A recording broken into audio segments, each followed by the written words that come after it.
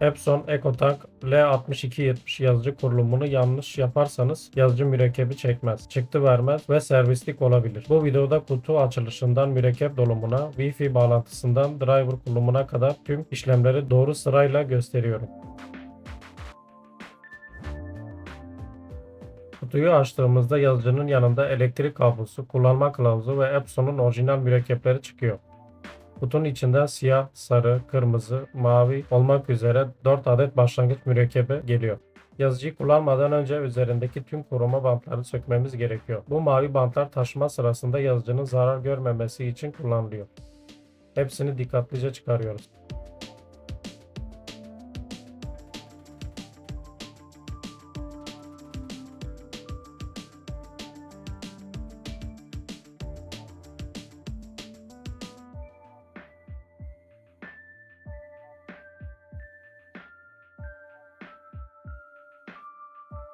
Üst kapağı kaldırıyoruz. Burada yazıcı kafasını sabit tutan bir koruma bantı var. Bu bandı da söküyoruz ve kapağı tekrar kapatıyoruz.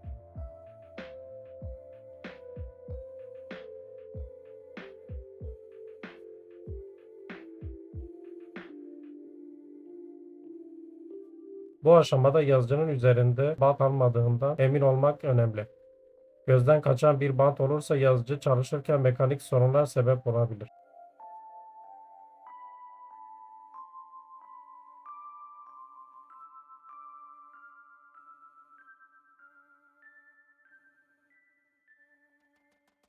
Şimdi mürekkepleri dolduruyoruz.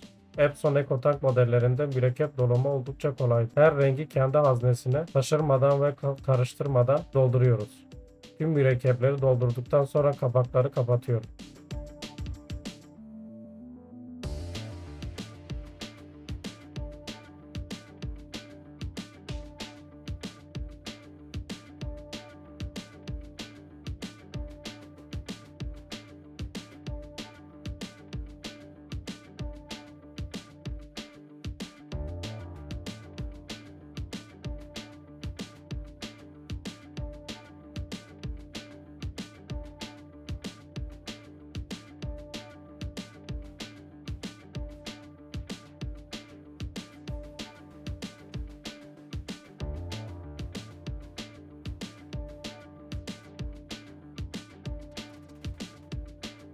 Elektrik kablosunu takıyoruz ve yazıcıyı açıyoruz.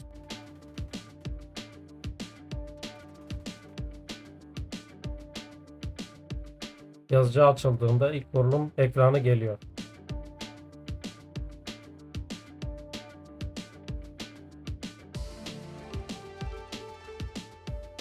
Buradan dil seçimini yapıyoruz ve ekrandaki uyarıları OK tuşu ile onaylıyoruz.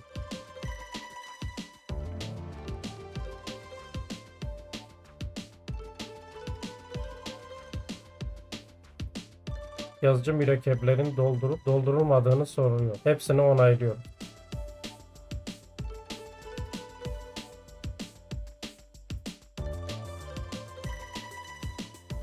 Daha sonra soru işareti tuşuna 5 saniye basmamızı istiyor. Bu işlem yazıcının ilk mürekkep ilklendirme sürecini başlatır. Başlat diyoruz ve yaklaşık 10 dakika boyunca yazıcı mürekkebi sisteme çekiyor. Bu işlem ilk kurulum için zorunludur. Bu tarz yazıcı kurulum ve teknik servis videoları için kanala abone olup videoyu beğenmeyi unutmayın.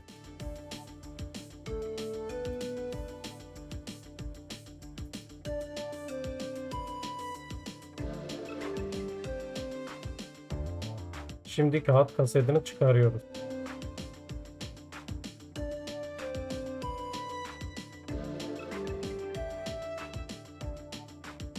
A4 boyutuna göre ayarlıyoruz ve kağıtları yerleştiriyoruz.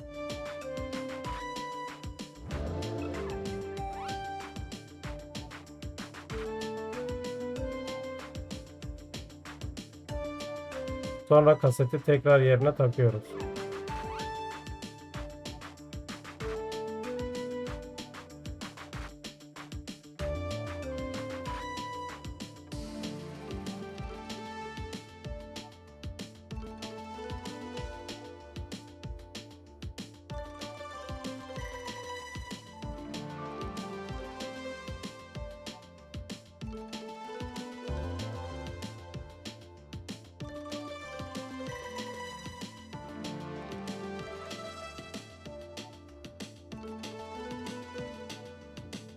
yazıcı ilk test çıktısını alıyor. Bu çıktı yazıcı kafasının doğru çalıştığını kontrol etmek için önemlidir. Eğer renkler düzgün çıkıyorsa OK tuşuna basarak devam ediyoruz.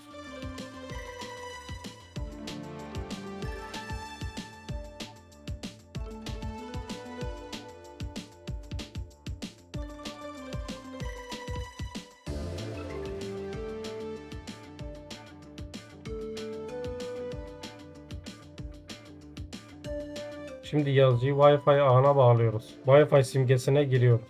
Bağlantı yöntemi olarak VPS'i seçiyoruz. Başlat diyoruz. Ardından modem üzerindeki VPS tuşuna basıyoruz. Birkaç saniye içinde yazıcı ağa bağlanıyor.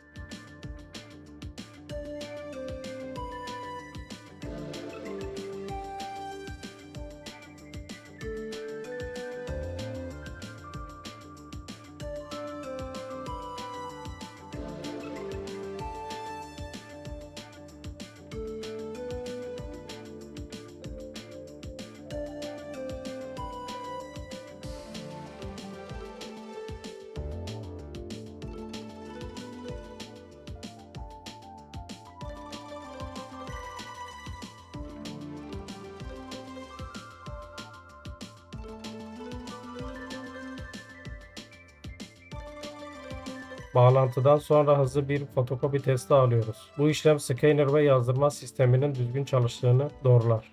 Bu arada bu video işinize yaradıysa beğenip abone olmanız yeterli.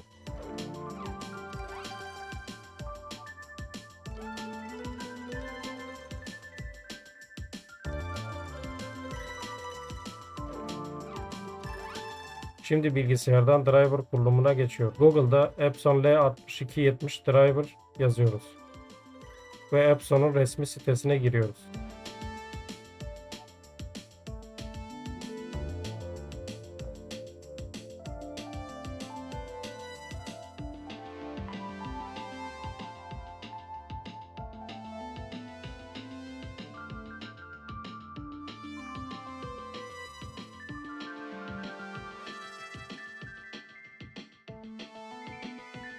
Yazdırma driver'ını indiriyoruz. Kurulumu başlatıyoruz.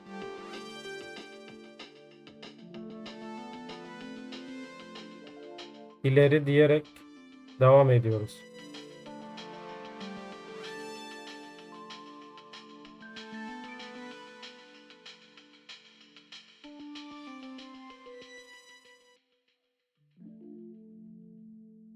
A bağlantılı yazıcımızı seçiyoruz ve kurulumu tamamlıyoruz.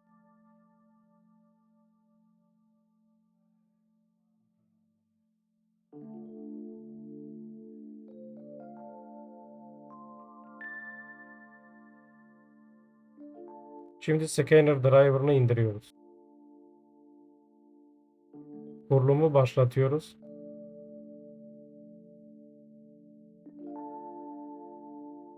Tarayıcıyı sisteme ekliyoruz.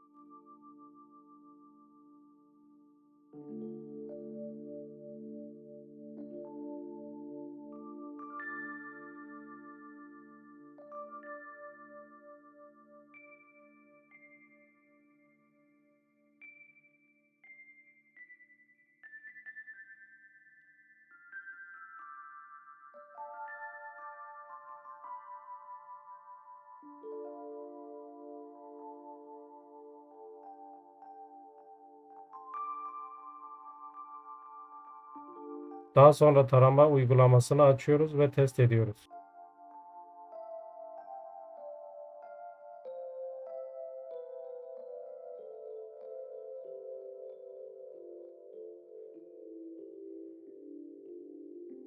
Son olarak bilgisayardan bir test çıktısı alıyoruz. Gördüğünüz gibi Epson EcoTank L6270 yazıcının tüm kurulumlarını adım adım tamamladı. Kurulum, mürekkep dolumu, Wi-Fi bağlantısı ve driver kurulumu artık hazır. Eğer Epson yazıcınızda kurulum, Wi-Fi bağlantısı veya farklı bir sorun yaşıyorsanız yorumlara yazabilirsiniz. Servis ve teknik destek videoları için kanalı takip etmeyi unutmayın.